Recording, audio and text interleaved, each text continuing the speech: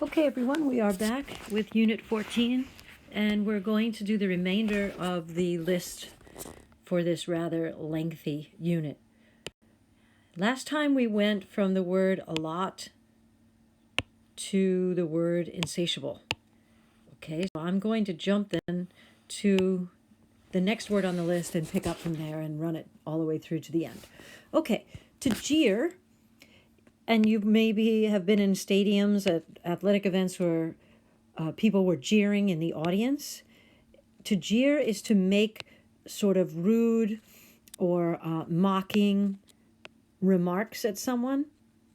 They're not necessarily supportive if you're jeering at the person or at the competitors.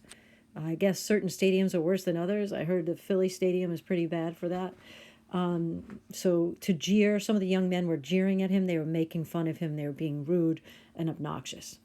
To loathe is to abhor, to hate, to have an extreme dislike for something.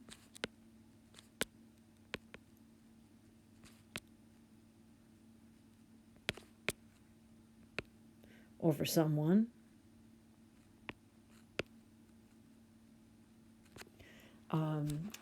You might say that, let's think of someone who loathes someone. At one point, it seems as if Priam loathes Neoptolemus, the son of Achilles, because of what he has done to Pelides right in front of his eyes. Lofty means anything at an imposing height or exalted in nature. So you can talk about lofty towers, and that means that they're reaching towards the heavens. Or you could talk about lofty ideals, which seem to be above the status quo, exalted in nature. You know, even those lofty towers, though, according to Sonnet 64, will soon become ravaged by time, right? Time has taught me thus to ruminate that time will come, and ruin hath taught me thus to ruminate that time will come and take my love away. So even love will succumb to time, and of course those lofty towers have long gone, fallen to time. Monotone, single tone. So when somebody speaks in monotone, it means a voice that is unchanging in pitch and expression.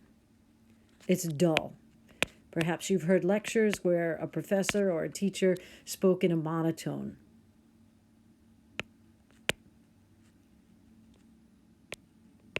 It's very hard to stay focused when that happens because it's dreadfully boring, right? Now, the word pander is a tough one to explain, but it's not necessarily something that is positive. To pander to somebody's needs is to indulge them, you know, to kind of enable and to gratify them. It's not necessarily something that you want to do. Newspapers are pandering to people's baser instincts by putting out all this salacious information, you know. It's kind of like taking advantage of by exploiting it in a certain way. Parchment is a kind of paper, right? It's a stiff, flat material that people used to use to write upon. It's made from the prepared skin of animals.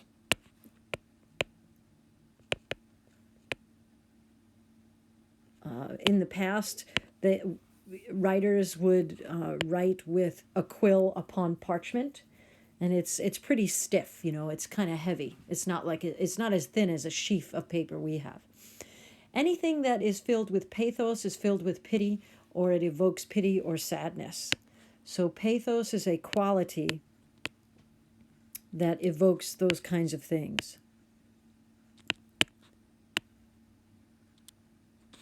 If you're thinking of pathos, in my mind, I can see the farewell between Andromache and Hector. That seemed to be a moment of great suffering. It actually comes from the Greek word for suffering. We're moved by the pathos of that scene. Or even the scene with Aeneas when he sees the ghost of Creusa. It's a very touching scene. It evokes a great deal of pity from us. You have probably heard the word pedantic, right? So pedant is the person who's kind of showing off his learning. So a pedant is a person only concerned with his own academia, only concerned with minor details or academic learning.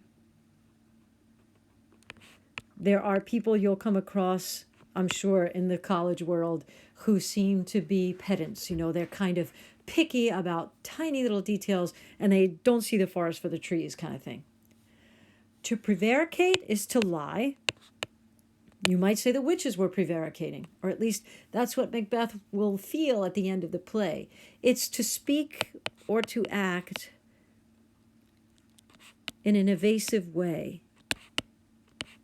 So they tell him things, but they aren't, he interprets them differently, you know?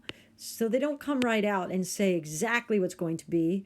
A lot of times they'll just give him sort of these half-truths, and then it's up to him to interpret them. And of course, he interprets them wrong, right? No question about that. Primal comes from the idea of the early stage of development and evolution, right? So primal urges is anything that's relating to early stages of evolutionary development. We look at Caliban and we examine him from the standpoint of nurture versus nature. Does he just revert to his primal instincts when he tries to attack Miranda? Are those primal instincts something that can never be erased? It seems that Golding believes that, you know, that inherently we are going to give in to those primal urges, as do those fancy prep school boys by the time they're on the island for a few weeks. If something looks ravishing, it looks delightful. It looks entrancing. She walks in beauty like the night. She seems so ravishing, right? She looks this delightful way, and you're mesmerized by her. Renowned is famous, right? Known or talked about. He was renowned for his artwork.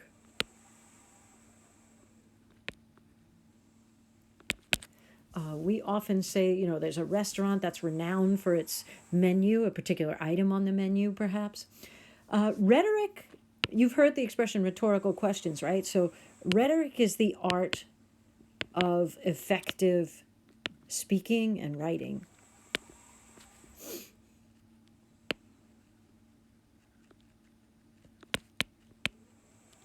One common feature of rhetoric is hyperbole, for example, the idea of exaggeration. I think we had the word shroud before. A shroud is the cloth in which a dead person is wrapped.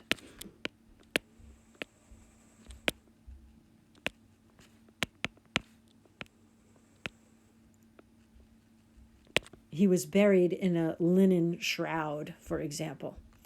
To slake is to quench. We often hear this word in terms of thirst. There was nothing he could take to quench his thirst, to slake his thirst. In fact, his thirst might be insatiable. You could say that. Splendor is magnificence.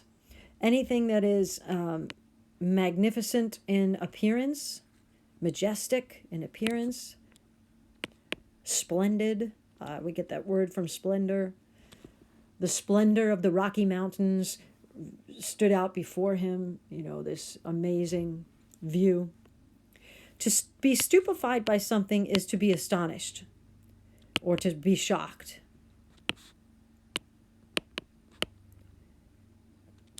The amount of money that she spent on clothes stupefied her mother, her sister, and so on.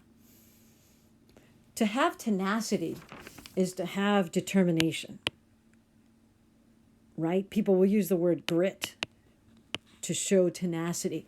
It's the quality of being determined,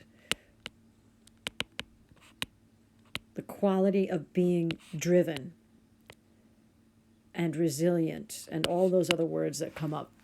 And you probably heard people say, you know, one thing about our team is that we're tenacious. It's a great quality to have. To be in the throes of passion, for example, or the throes of melancholy, means to be in intense or violent pain.